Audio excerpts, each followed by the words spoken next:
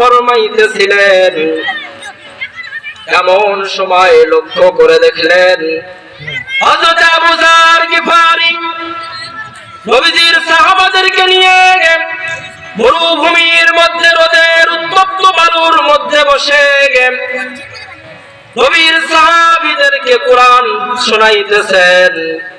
নবীজি আরাম ফরমাইতেছেন।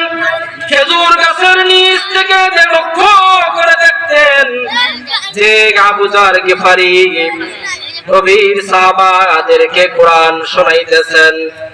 নবীজি আর আরাম করলেন না, আরাম করা ছেড়ে দিয়ে নবীজি সরাসরি গিয়ে ওই মজলিসের মধ্যে বসে গেলেন। বলেন সুবহানাল্লাহ। নবীজি বসার সঙ্গে সঙ্গে আবু যার গিফারি আলোচনা বন্ধ করে দিলেন, দিয়ে নবীজির মুখের দিকে তাকিয়ে রয়েছেন। নবীজি ডাক দিয়ে বললেন, আবু যার, তুমি আলোচনা বন্ধ করিও না, আলোচনা চালিয়ে যাও। তোমার আলোচনা শোনার জন্য আমি এখানে আসলাম রে আবু যার। তুমি আলোচনা বন্ধ করিও না, আলোচনা তুমি চালিয়ে যাও। আবু যার গিফারি ডাক দিয়ে বললেন, ইয়া রাসূলুল্লাহ, আপনি তো খেজুর গাছের নিচে আরাম ফরমাইতেছিলেন, আপনি ওখান থেকে কি জন্য এই রোদের মধ্যে প্রচন্ড রোদ উত্তপ্ত বালুর নিচে এসে বসে বললেন কি জন্য?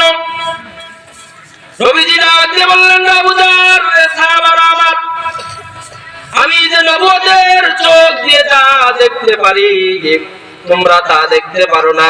যে আবু যার, তুমি আলোচনা চালাও। আবু যার বললেন, ইয়া রাসূলুল্লাহ, আপনি কি দেখিয়েছেন আমাদেরকে একটু বলেন। নবীজি ডাক দিয়ে বললেন, হে আবু যার, আমি যখন খেজুর গাছের নিচে আরাম ফরমাইতেছিলাম, এমন সময় লক্ষ্য করে দেখলাম তুমি যখন আলোচনা করতেছিলে, আল্লাহ রাব্বুল আলামিনের এক ঝাঁক রহমতের ফেরেশতা রহমতের চাদর নিয়ে এসে তোমাদের উপরে ছায়া ধরিয়েছে। বলেন সুবহানাল্লাহ।